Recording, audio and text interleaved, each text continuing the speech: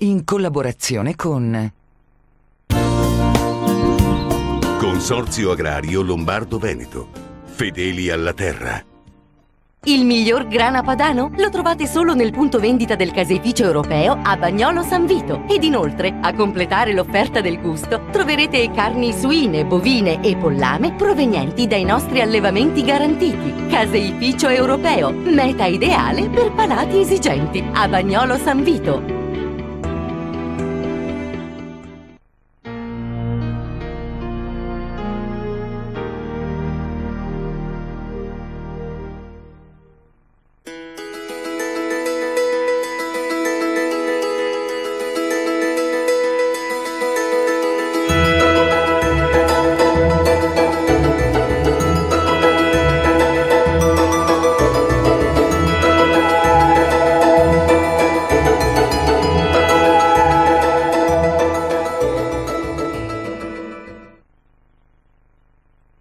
A questa nuova puntata di Confini oltre l'agricoltura. Per questa penultima puntata di Confini abbiamo scelto di ospitare chi ci ha accompagnato virtualmente per tutta la nostra avventura televisiva. Stiamo parlando del Consorzio Agrario Lombardo-Veneto. Questa puntata sarà dunque interamente dedicata al CALV. Insieme cercheremo di conoscere quali sono le attività del Consorzio Agrario sul territorio, partendo dalla storia, ma anche quali sono le azioni intraprese in sinergia con gli imprenditori per sviluppare la filiera agricola. Parleremo anche di agricoltura di precisione, parleremo di contratti di coltivazione e di attività di trasformazione delle materie prime. Vado subito a presentarvi i nostri ospiti. Abbiamo il vice direttore di CALV, Emilio Gaspari, che abbiamo sentito tante volte telefonicamente, abbiamo oggi il piacere di averlo qui ospite in studio, e abbiamo il responsabile comunicazione e marketing del consorzio, Aurelio Baucknet. Buonasera. Grazie per essere qui a tutti e due. Noi partiamo come sempre dal nostro servizio di copertina che ci parla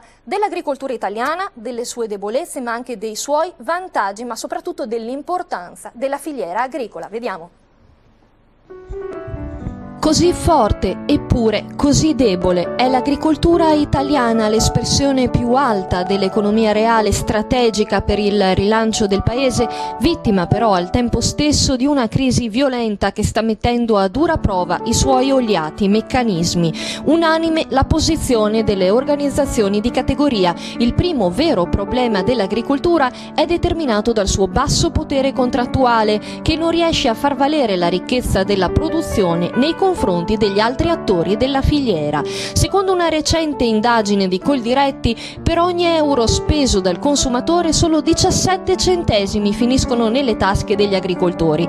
Il resto va all'industria, ai servizi e soprattutto alla grande distribuzione organizzata. E poi c'è l'imbattuto nemico rappresentato dalla contraffazione alimentare, un giro di oltre 60 miliardi generati da prodotti che di italiano hanno soltanto il nome. Ecco allora che diventa fondamentale scommettere sul ruolo della filiera, uno o più sistemi agroalimentari in grado di premiare gli imprenditori offrendo ai consumatori prodotti di qualità e a un prezzo giusto. Proprio ciò che ha fatto CALV, puntando sui processi di certificazione e tracciabilità dell'intero percorso produttivo. Una lunga serie di controlli e analisi di laboratorio capillari e integrati, dalle sementi alle materie prime, passando per i mangimi e i macchinari utilizzati, tutti destinati a garantire l'efficienza tecnica, il rispetto dell'ambiente e la sicurezza alimentare, oltre naturalmente alla qualità e alla salubrità del prodotto. Insomma, un modo per rendere gli imprenditori protagonisti della filiera, ma anche per trasferire e rendere riconoscibile al consumatore il valore dell'agricoltura e degli agricoltori italiani nei prodotti alimentari. Eccoci in studio. Allora, vice direttore, partiamo da lei. Presentiamo un pochino il CALV, di che cosa si occupa e da quanto è presente sul territorio. Allora, il CALV è un'azienda che è presente nel territorio dove opera, quindi nella pianura padana, nelle province di Verona, Vicenza, Mantova e Brescia. Come dicevo, è presente in questo territorio da oltre 100 anni, quindi un'azienda che non è nata ieri, insomma, è un'azienda che ha molta storia. Certo. È un'azienda che ha come scopo, diciamo, quello di fare servizi in agricoltura, di svolgere diciamo, un'attività a supporto dell'imprenditore agricolo, fornendo quindi i mezzi tecnici, ma soprattutto anche fornendo un supporto tecnico.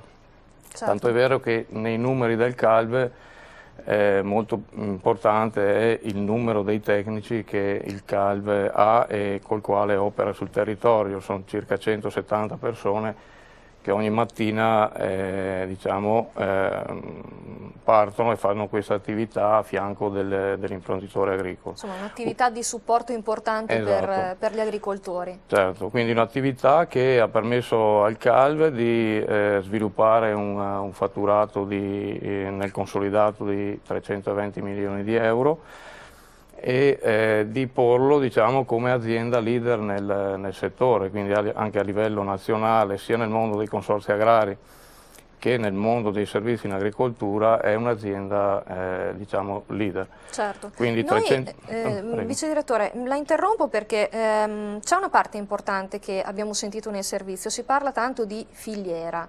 E allora vi chiedo, coinvolgo anche Baucknet come responsabile marketing, cosa si intende quando si parla di filiera e soprattutto il concetto è applicabile a tutti i settori, cioè se si parla di ortofrutta piuttosto che di zootecnia?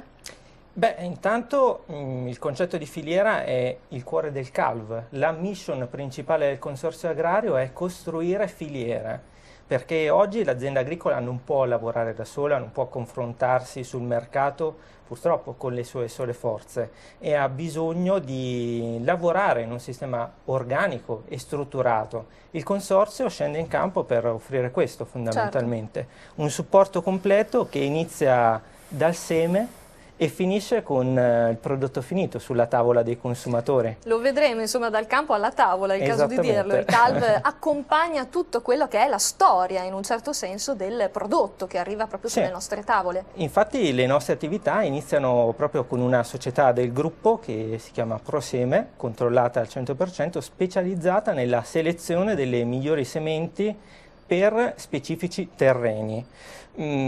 Preciso una cosa però, visto che nel servizio si vedevano dei laboratori, è vero, noi abbiamo dei laboratori di analisi molto strutturati. Infatti volevo proprio chiedervi questo, cioè mi sembra di capire che comunque una parte importante comunque della vostra attività è quella rappresentata dalle attività di monitoraggio e di controllo. Sì, in che cosa consistono? La prima fase però, ci tengo a dirla, quella di selezione delle sementi, avviene in campo, non avviene in laboratorio. Ecco. Noi non siamo un'azienda americana, non siamo una di quelle fantomatiche multinazionali che lavorano con gli OGM.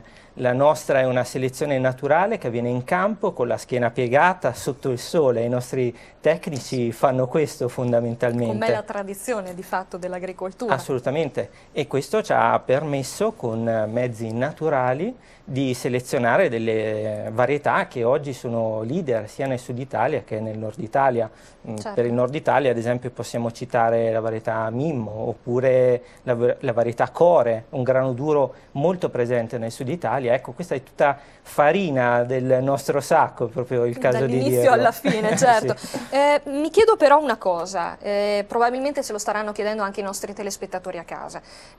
Questi controlli o comunque questa attività così intensa, così capillare, insomma sentivamo nel servizio, comporta dei costi maggiori per gli agricoltori? Cioè aderire a questa filiera significa per l'agricoltore investire di più rispetto alla normalità, tra virgolette? Lo chiedo a tutti e due. Beh, magari parto io. Certo. No, diciamo che i costi sicuramente sono un discorso secondario rispetto all'importanza di un contratto di filiera. Cioè, nel contratto di filiera gli attori che partecipano alla filiera, che sono i produttori agricoli in questo caso, ma vi partecipano anche la parte industriale, quindi la trasformazione, e nonché la distribuzione, quindi la parte commerciale. Quindi i tre attori si mettono insieme, non si fanno, diciamo, la guerra, ma collaborano mettendo a nudo quelli che sono i propri costi e quindi cercando di costruire questo processo, distribuendo eventualmente il valore diciamo, che ha questo prodotto del processo lungo tutta la filiera. Quindi ecco, diceva precedentemente Aurelio che è una missione importante per il CALV. Direi che è importantissima per il CALV e anche per gli agricoltori, perché questo gli permette di togliersi chiaramente da uno stato di polverizzazione e diciamo di spesso scarso potere contrattuale, e quindi invece percorrere e interpretare un ruolo di maggiore importanza e maggiore forza in questo processo proprio di produzione e trasformazione del prodotto agricolo in alimentare. I vantaggi quindi per l'agricoltore, lo sentiremo anche successivamente parlando dei contratti di coltivazione, però è una maggiore forza contrattuale? C'è qualcos'altro rispetto a questo? C'è qualcosa in più? C'è assolutamente qualcosa in più. A livello generale possiamo parlare di un miglioramento delle rese e della qualità del prodotto finito. Certo. Nel senso che il servizio che offre il consorzio nell'ambito dei progetti di filiera è molto vasto. Possiamo riassumerlo in 3 macro aree. La prima area riguarda proprio il processo agronomico, la fase di crescita, diciamo. I nostri tecnici, come anche i nostri veterinari, scendono in campo, vanno a visitare le aziende agricole o anche gli allevamenti proprio per supportare l'imprenditore agricolo nella fase di scelta dei mezzi tecnici. Questo è un momento fondamentale nella vita dell'impresa agricola. Poi c'è anche una seconda fase, diciamo un po' più basata sulle tecnologie, che è la famosa agricoltura di precisione. Noi possiamo mappare con estrema precisione l'appezzamento, il terreno, il campo, tramite delle risorse GPS. Non vado troppo sul tecnico, poi ne parliamo dopo. Ne parleremo. E questo ci permette di ottimizzare alcune fasi di lavorazione, quindi possiamo scoprire quali sono le parti dell'appezzamento che hanno una resa migliore o peggiore. O che devono essere, tra virgolette, magari maggiormente aiutate, forse. Sì, oppure laddove magari c'è un eccesso di acqua, ad esempio, noi possiamo individuarli. Questo ci permette di aumentare le rese dell'azienda agricola e migliorare la qualità del prodotto finale. Infatti la terza fase di analisi riguarda proprio il controllo del grano piuttosto che del prodotto realizzato dall'impresa, e questo ci permette di unire le partite migliori e creare degli stock di cereali o piuttosto che di altri prodotti che poi andranno al conferimento alle aziende di trasformazione. Chiaro che fa una bella differenza per l'agricoltore dire: beh, questo è il mio grano ed è di qualità super, allora lo destino alla produzione della pasta migliore, cioè la nostra, chiaramente. Se invece magari è un prodotto di qualità inferiore, può essere destinato ad altri mercati, come quello della zootecnia, potrebbe essere. Ecco, quindi ci sono tutta una serie di vantaggi che poi, uniti alla maggiore forza contrattuale, alla fine si sintetizzano in una migliore gestione dell'impresa agricola. Gaspari, 2 domande molto brevi però. Abbiamo parlato di grano, però quando si parla di filiera agricola volevo capire, ci sono tante filiere, quindi volevo capire su che cosa punta il CALV, quali sono le filiere di cui si occupa, che segue direttamente. Seconda domanda, se esistono delle prerogative per un agricoltore per entrare a far parte del CALV. Dunque, per la prima domanda, naturalmente il CALV non si occupa solo di grano, ma si occupa anche di mangimistica, quindi diciamo tutta l'area dei prodotti, e quindi partendo dai mangimi, quindi dagli alimenti che noi prepariamo per gli allevamenti, per i disciplinari, diciamo, che prepariamo per i vari tipi di allevamento, per arrivare, diciamo, al prodotto finito, che può essere carne o può essere latte. Per quanto riguarda non c'è nessun problema a entrare, cioè quindi il CALV è disponibile a svolgere questo tipo di attività per diciamo quasi la totalità degli imprenditori che vogliono aderire. Possiamo dire, per dire un numero che non avevamo detto all'inizio, noi abbiamo 45.000 clienti, quindi abbiamo un bacino molto allargato e sì, quindi chiaramente queste tecnologie siamo in grado di applicarle per un numero elevato di imprenditori. Assolutamente, quindi vantaggi possono arrivare ad un bacino molto ampio di imprenditori agricoli. Noi adesso andiamo a vedere un aspetto particolare della filiera agricola, vale a dire i contratti di coltivazione. Scopriamo cosa sono, come funzionano nel prossimo servizio e poi torniamo in studio per vedere come vengono applicati dal Consorzio Agrario Lombardo-Veneto. La storia ci ha trasmesso l'immagine dell'azienda agricola produttrice che tradizionalmente stoccava i propri prodotti per passare in seconda battuta alla loro commercializzazione. Oggi questo metodo di lavoro ormai non esiste più. L'agricoltore si è trasformato in imprenditore, il cui unico scopo è incentivare la produzione investendo in mezzi tecnici e attrezzature. Ecco perché oggi l'azienda ha la necessità di trovare strutture che offrano la possibilità di stoccare in sicurezza i propri prodotti. I contratti di coltivazione rappresentano un'opportunità riservata agli agricoltori affinché possano assicurarsi il ritiro e la remunerazione delle proprie produzioni, lavorando insieme per lo sviluppo della filiera. Di fatto, il loro scopo è quello di ridurre l'incertezza del collocamento e dell'approvvigionamento dei prodotti agricoli. In pratica, l'impresa si impegna a coltivare un determinato appezzamento con una determinata coltura, mentre l'acquirente o lo stoccatore si impegnano ad acquistare il raccolto. Dopo le organizzazioni di produttori, sulle quali scommette, secondo un recente sondaggio di Agronotizie, il 46% degli agricoltori, il 35% punta proprio sui contratti di coltivazione per aumentare il proprio potere nella fase più complessa, quella della commercializzazione. La certezza del collocamento del prodotto, ma anche la possibilità di ridurre la volatilità dei prezzi, rappresentano una buona garanzia per gli imprenditori, oltre a costituire la soluzione più equilibrata per conciliare esigenze produttive, qualità dei prodotti e prospettive di mercato. Una posizione questa condivisa di recente anche dal Ministro delle Politiche Agricole Mario Catania.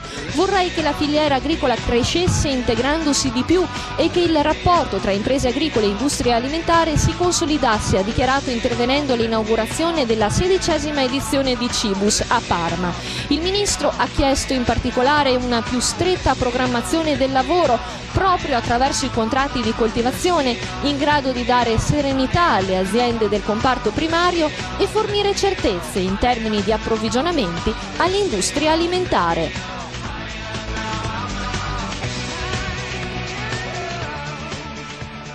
Eccoci in studio. Gaspari, in che cosa consistono questi contratti di coltivazione?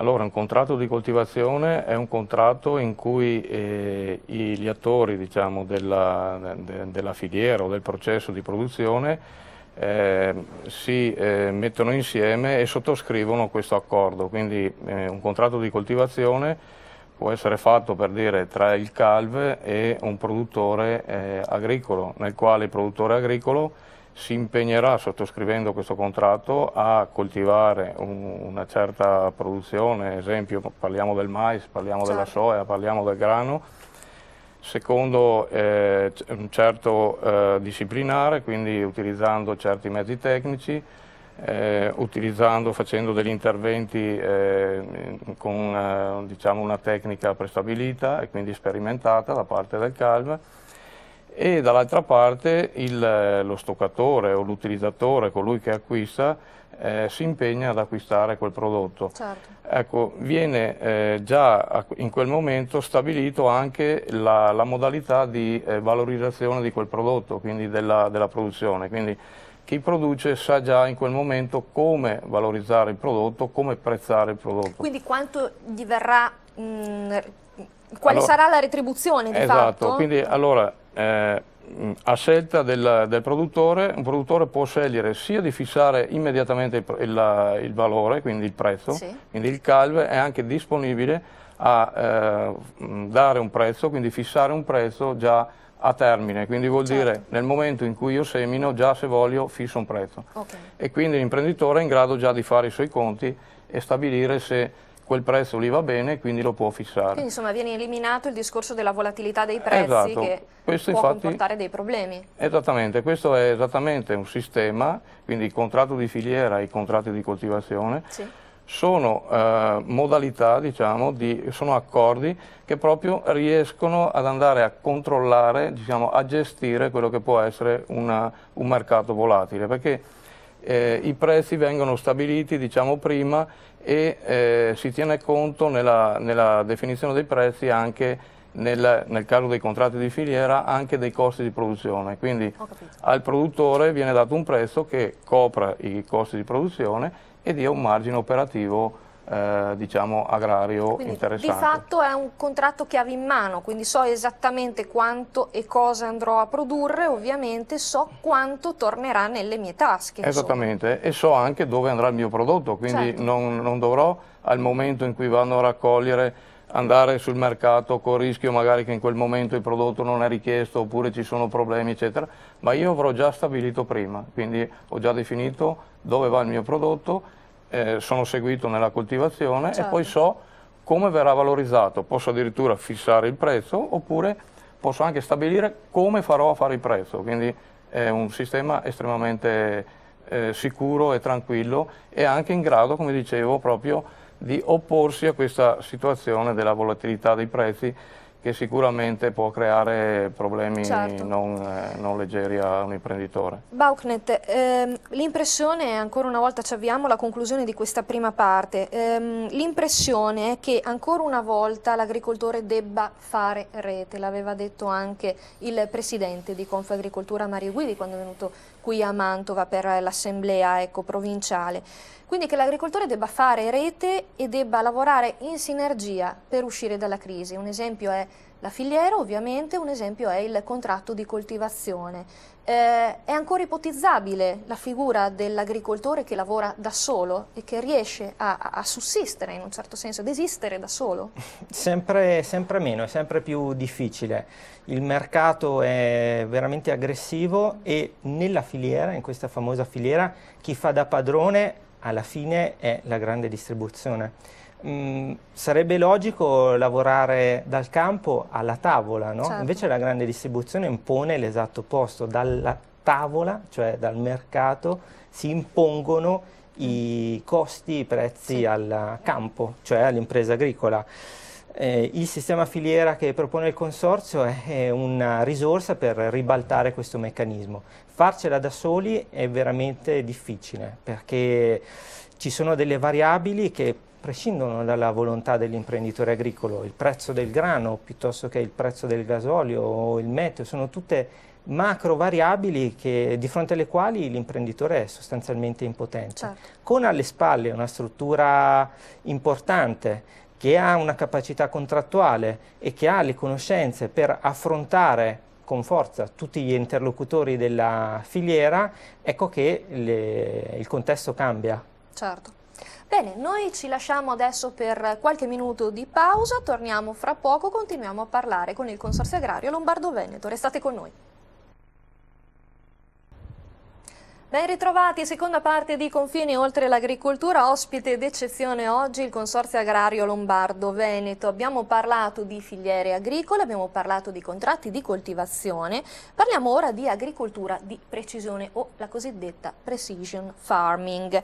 D'ora in poi i trattori verranno guidati dal satellite. Vi sembra così strano? Eppure in molti paesi avanzati, a partire dall'America, l'agricoltura di precisione è già una realtà consolidata. Andiamo a vedere da vicino di che cosa si tratta.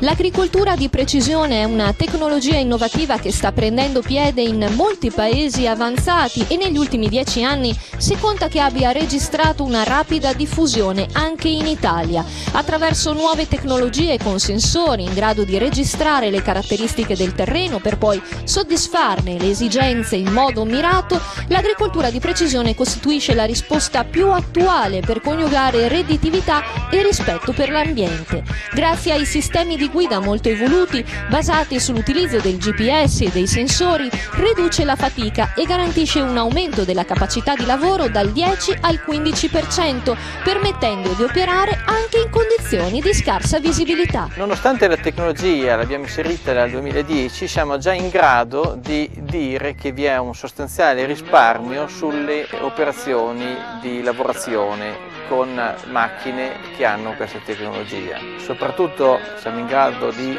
riportare i dati legati alla cultura del pomodoro, dove nella preparazione riusciamo a risparmiare 2 passaggi sulla superficie coltivata. Già da questi pochi mesi di utilizzo siamo in grado di confermare un aumento della produttività delle macchine operatrici, in quanto nei diversi passaggi la macchina stessa ha una razionalizzazione importante dei tempi.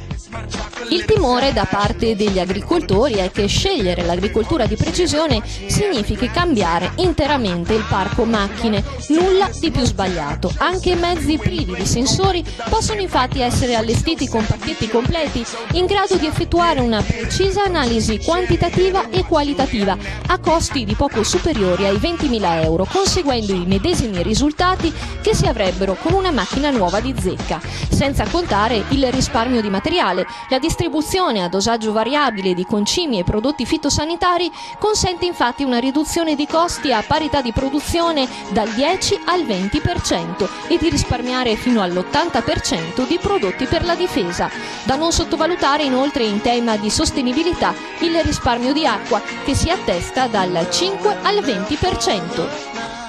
Il rispetto dell'ambiente è importantissimo. Questa tecnologia ci dà la possibilità di ridurre l'utilizzo di combustibile fossile, perché riduciamo le ore di utilizzo del trattore, e riusciamo anche a ridurre le sovrapposizioni nell'utilizzo dei prodotti chimici, sia fitofarmaci che fertilizzanti, per cui una riduzione di costi ed un minore impatto ambientale.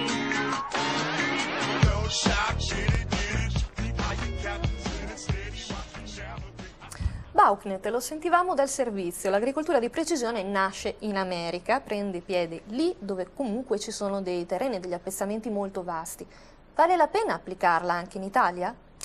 Assolutamente sì. Beh, è vero, sì, nasce in America, però oggi il protagonista dell'agricoltura di precisione, possiamo dire, possiamo vantarci, è un'azienda italiana che fa parte del gruppo Fiat e si chiama CNH, quindi New Holland e Case. Il consorzio è un partner di New Holland e di Case ed è pienamente attivo nel settore dell'agricoltura di precisione. Sì, funziona anche in Italia, anche se chiaramente si rivolge ad appezzamenti medio-grandi, diciamo. Paradossalmente l'agricoltura di precisione dà il meglio di sé su tutte le aree di confine, sui punti difficili, però in linea generale diciamo che si rivolge all'azienda agricola medio-grande. Come funziona, visto che se ne sente parlare ma non ci sono le idee chiare? Il dubbio è questo, no? Magari l'agricoltore mantovano dice sì, mi piacerebbe tanto, però la difficoltà qual è? Io non riesco ad usare il computer, mi servono delle conoscenze dal punto di vista informatico / scientifico, riesco ad utilizzarlo? Punto di domanda. Sì, riesce perché ci siamo noi fondamentalmente che forniamo tutte le risorse necessarie per il funzionamento di questo sistema agricolo. Però questo comporta comunque, cioè si diceva nel servizio, se voglio comunque orientarmi verso l'agricoltura di precisione non è indispensabile un investimento molto pesante, molto importante. No, ecco. Anche perché le apparecchiature tecnologiche possono rientrare nel contratto di filiera stipulato con il consorzio, quindi il consorzio, come mette a disposizione grandi specialisti in campo, tecnici e via dicendo, allo stesso modo mette in campo delle tecnologie che sono obiettivamente strepitose.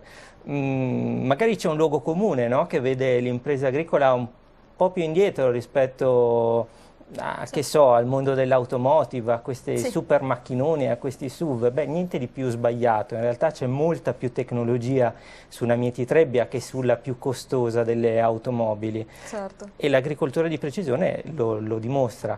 In sintesi, come funziona? Beh, prima di tutto si basa su Spieghiamolo perché insomma, magari a casa ci guardano e dicono ma però come funziona questa cosa? Beh, si basa in primis sul GPS, quindi su una tracciatura satellitare che si basa su una triangolazione tra un satellite, il mezzo in campo, quindi la Mieti Trebbia e il trattore, e un'antenna radio. Il consorzio agrario questi ultimi mesi ha fatto degli investimenti importanti.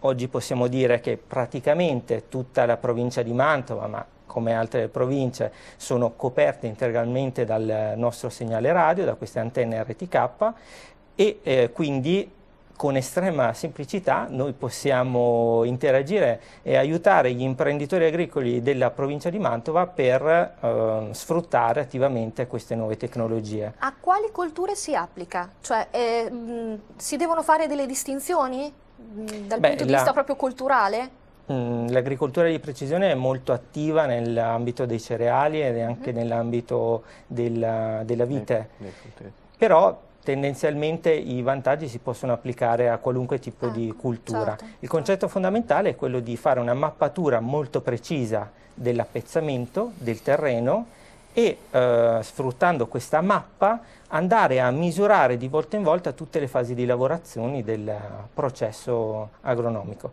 Questo vuol dire che possiamo andare a isolare quelle parti dell'appezzamento che sono meno produttive.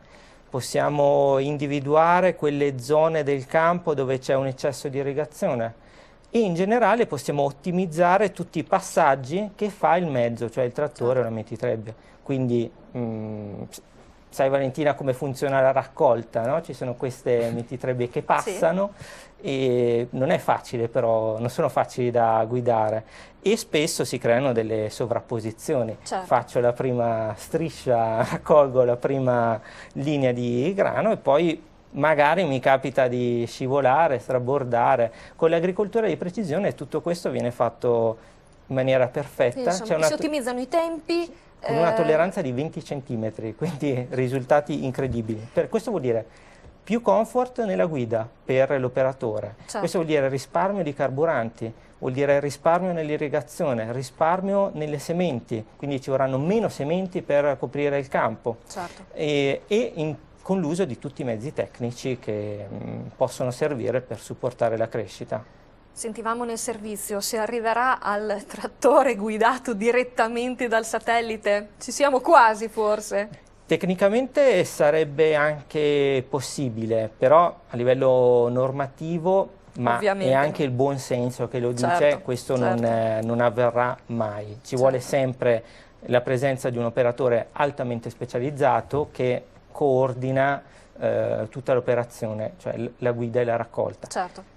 È chiaro però che questo operatore lavora molto meglio, ha più comfort nella cabina e può raggiungere i suoi obiettivi più velocemente. Ecco, quindi praticamente con l'installazione di un paio di apparecchiature che possono sono degli equipaggiamenti anche molto piccoli, sono poco più grandi di un navigatore. Tutto sommato, i nostri agricoltori possono pensare a questo tipo di investimento perché comunque è un investimento iniziale ma che poi viene tranquillamente ammortizzato per quanto riguarda, cioè con il risparmio su materie prime piuttosto che concime, fertilizzanti, cose del genere. Sì, comunque fatalità, noi siamo particolarmente attivi sulla provincia di Mantova con l'agricoltura di precisione, perciò chiunque fosse interessato anche solo per informazioni può contattarci, il nostro sito è calv.it, www.calv.it e da lì può scoprire quali sono i riferimenti o della nostra sede o di una delle nostre agenzie sul territorio, che sono più di 60. Bene, noi adesso parliamo di un altro aspetto della filiera, perché il CALV non si occupa solo della gestione e del monitoraggio della filiera dalla produzione allo stoccaggio, ma si occupa anche della trasformazione delle materie prime. Un esempio di successo è Valle del Grano, la sua linea di pasta totalmente italiana. Andiamo a vedere di che cosa si tratta.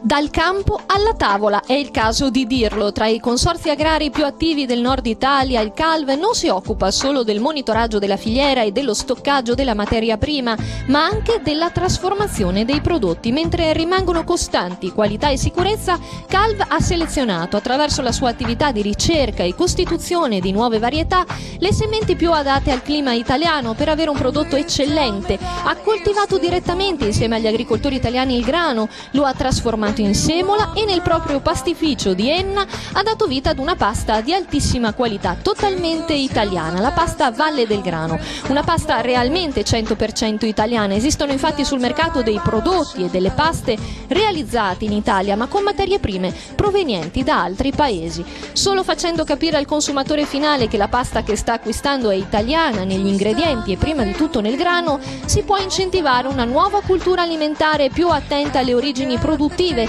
e tornare quindi a mangiare di più veramente italiano. Un traguardo, quello della pasta 100% italiana, sposato anche da Coop, Lega Coop Agroalimentare e Coldiretti, che nei giorni scorsi hanno lanciato la prima pasta autarchica realizzata esclusivamente con grano di Sicilia. Ma il CALV non si è fermato alla pasta. Con oltre 130.000 ettolitri di vino di qualità prodotti ogni anno, la cantina Caorsa è leader nella produzione enologica di Bardolino e di Lugana. La missione è sempre la stessa: garantire la qualità del sistema agroalimentare dal vigneto fino alla bottiglia, una sfida già vinta che garantisce ancora una volta la tutela dell'essenza del vero Made in Italy.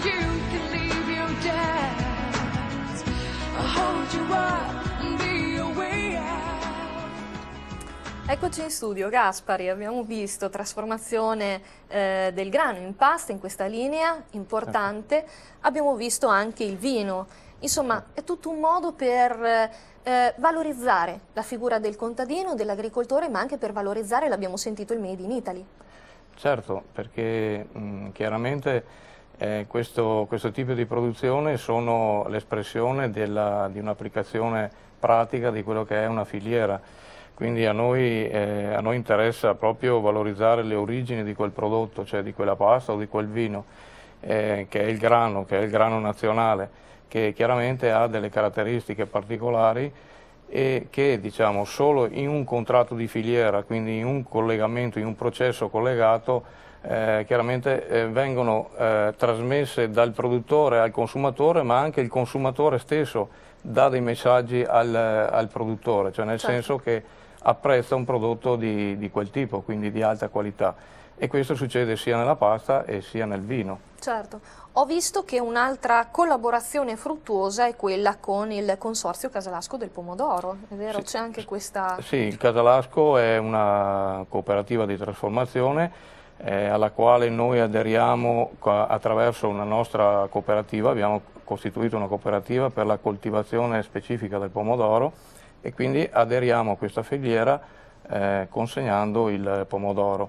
Facciamo anche un quantitativo interessante, l'anno scorso abbiamo prodotto 380.000 quintali di pomodoro e è un altro vero esempio di filiera dove il produttore arriva, diciamo, sulla tavola dell'italiano con un marchio completamente espressione di un prodotto nazionale, il pomodoro coltivato quindi nelle nostre terre. Certo, insomma mi sembra un aspetto particolarmente importante questo.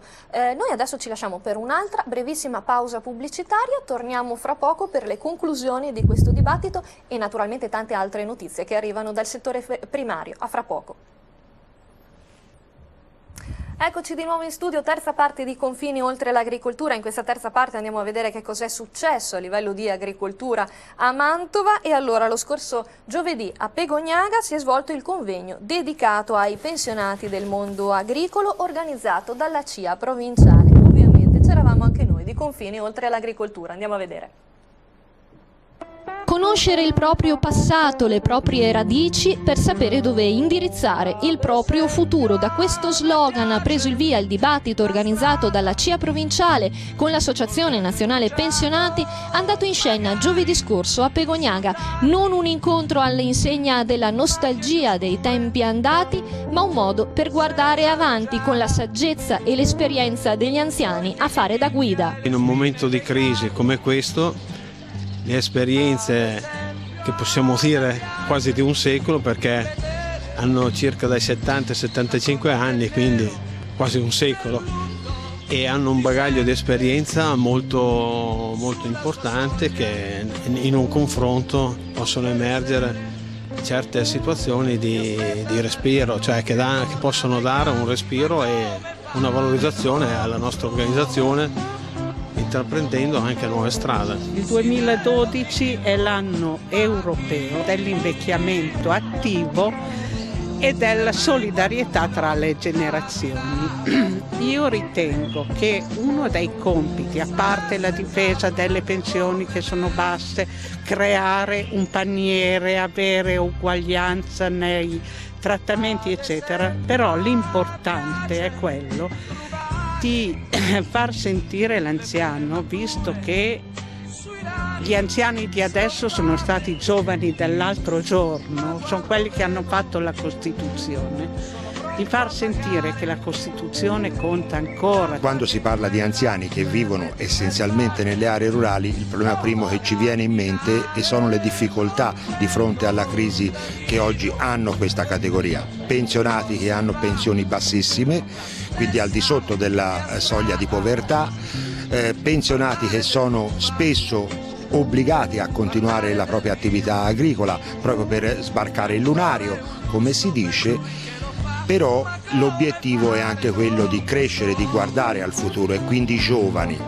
Noi abbiamo un progetto, un programma assieme all'AJA, l'Associazione Giovani, che è quello appunto di costruire un sistema di passaggio fra la vecchia gestione, la vecchia azienda e la nuova imprenditoria.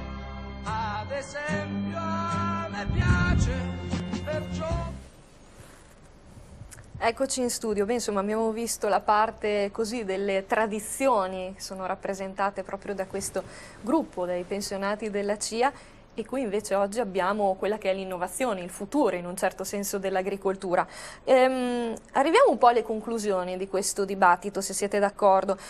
L'impressione è che sia da parte delle istituzioni che da parte delle associazioni di categoria si tenda a tutelare un'immagine che è quella dell'agricoltore, così del contadino con forcone, vacca al seguito, così un'immagine forse un pochino idillica e agreste, ma non del tutto reale, nel senso che l'agricoltore è forse oggi prima di tutto imprenditore. Voi cosa ne pensate? Come consorzio agrario? Assolutamente sì, cioè, l'agricoltore è un imprenditore a pieno titolo.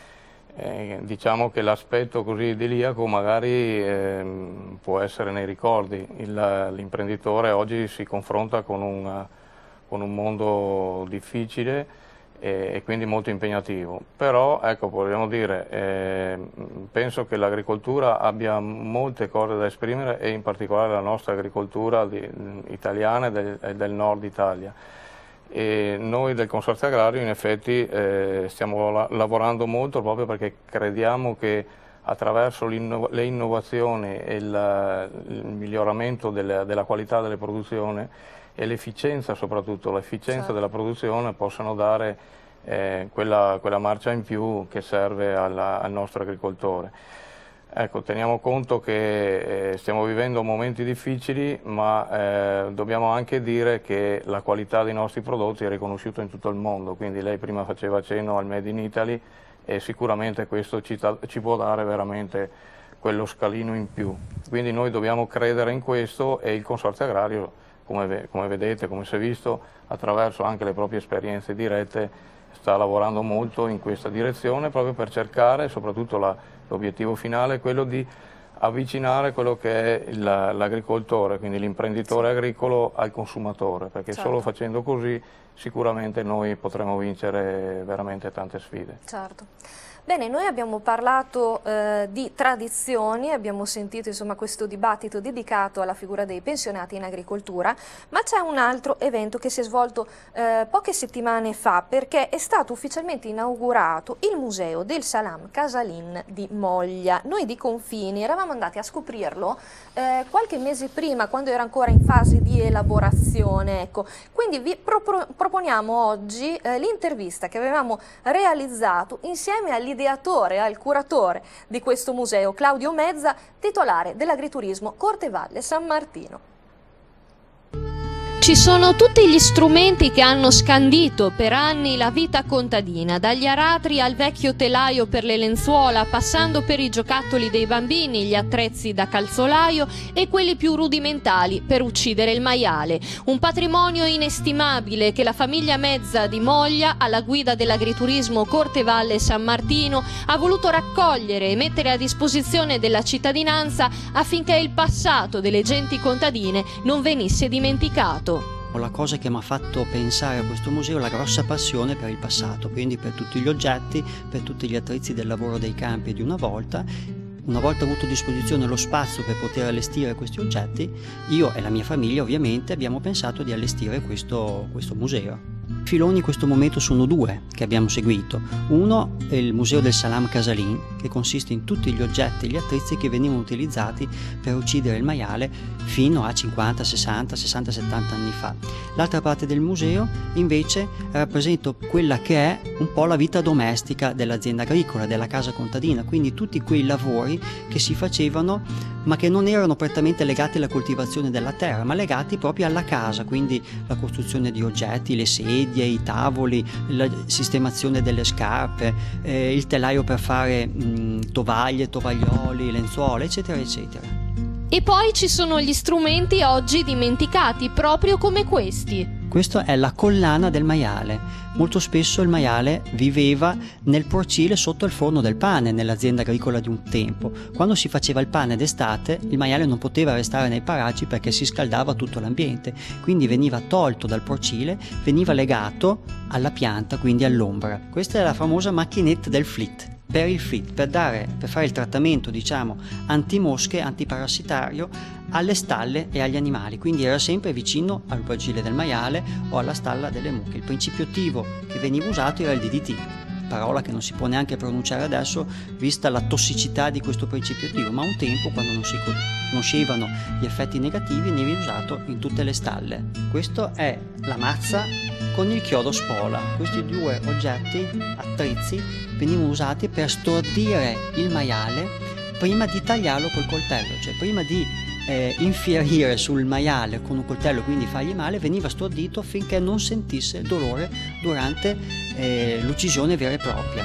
Questa è una bellissima padella antica che usava mia nonna per raccogliere il sangue dall'animale durante l'uccisione, cioè proprio mentre si uccideva l'animale si raccoglieva tutto il sangue e veniva cucinato immediatamente, quindi dal punto di vista igienico-sanitario io regolo anche con le regole dell'HACCP, e il sanguinaccio era la prima cosa che veniva consumata del maiale, il mattino subito da colazione.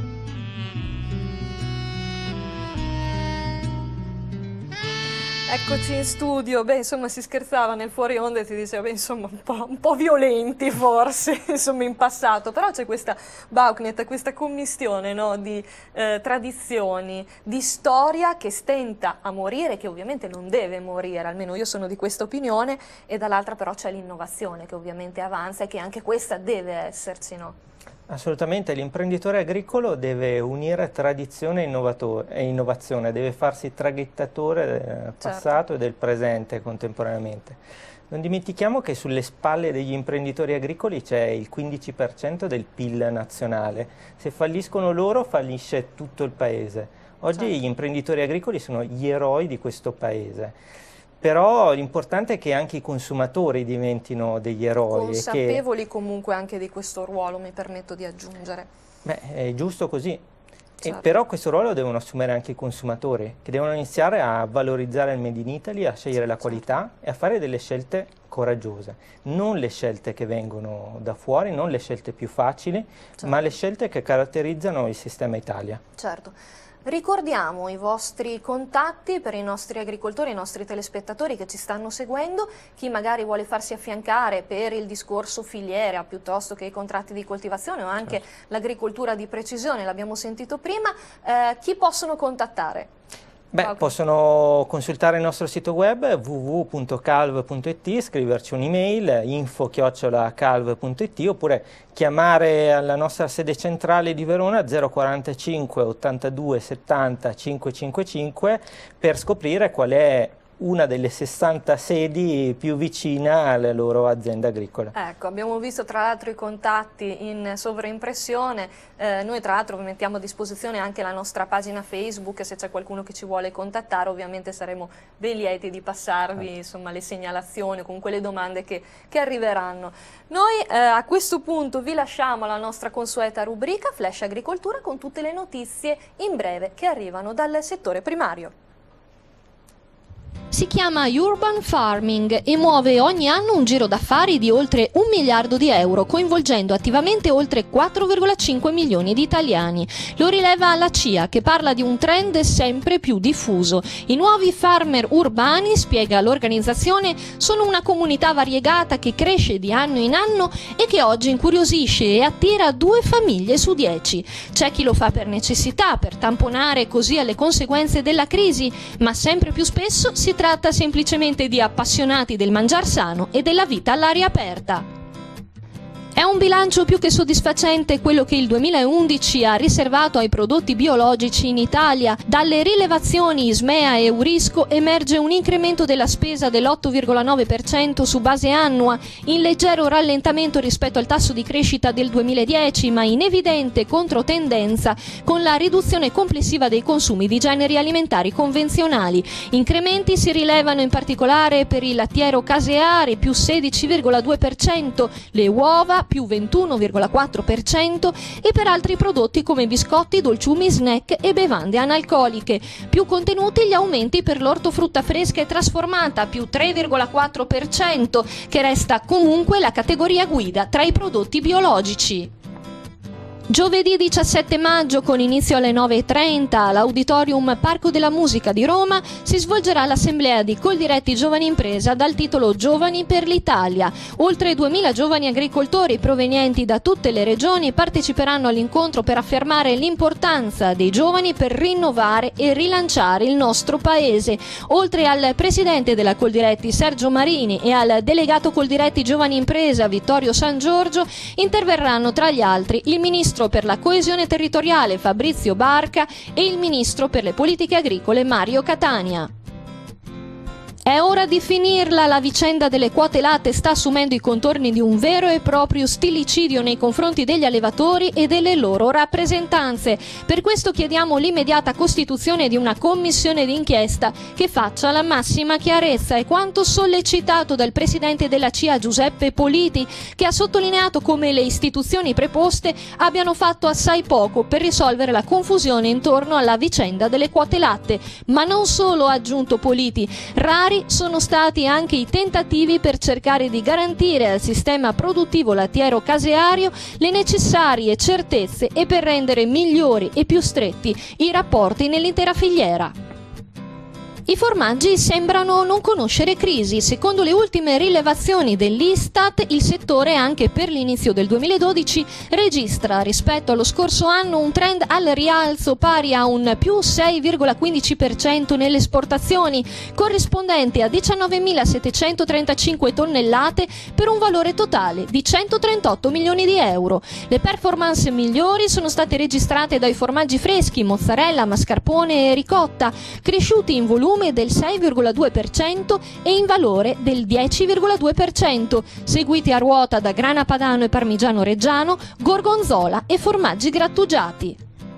Non piace la proposta del ministro della Salute Renato Balduzzi relativa alla mini tassa sulle bibite zuccherate e gassate come monito per genitori e figli ad adottare stili di vita più sani. Il coro di no arriva unanime da produttori e consumatori. All'esecutivo invece porterebbe ogni anno un ingresso di 250 milioni di euro. Sul piede di guerra il Codacons, una tassa ipocrita perché, fa sapere l'associazione dei consumatori, con la scusa della corretta alimentazione e dello scopo sanitario, il governo vuole mettere le mani nelle tasche dei cittadini.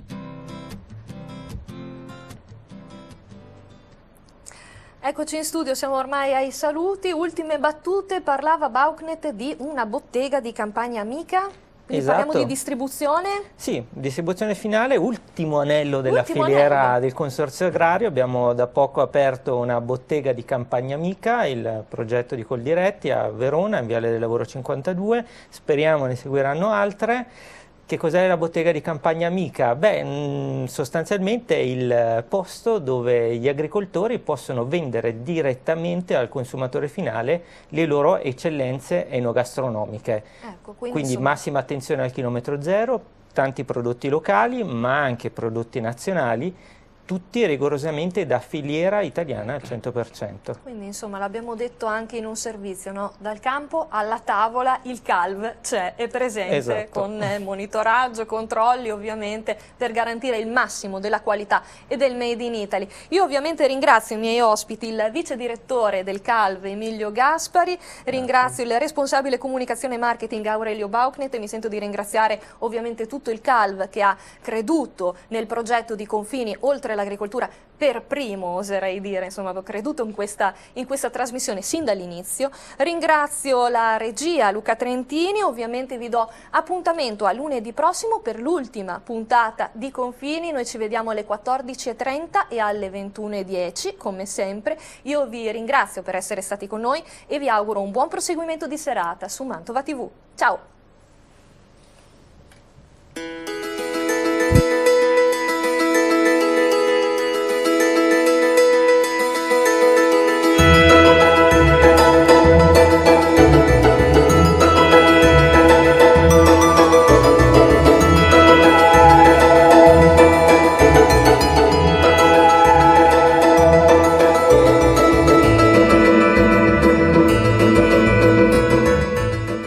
In collaborazione con Consorzio Agrario Lombardo-Veneto. Fedeli alla terra. Il miglior grana padano lo trovate solo nel punto vendita del caseificio europeo a Bagnolo San Vito. Ed inoltre, a completare l'offerta del gusto, troverete carni suine, bovine e pollame provenienti dai nostri allevamenti garantiti. Caseificio europeo, meta ideale per palati esigenti, a Bagnolo San Vito.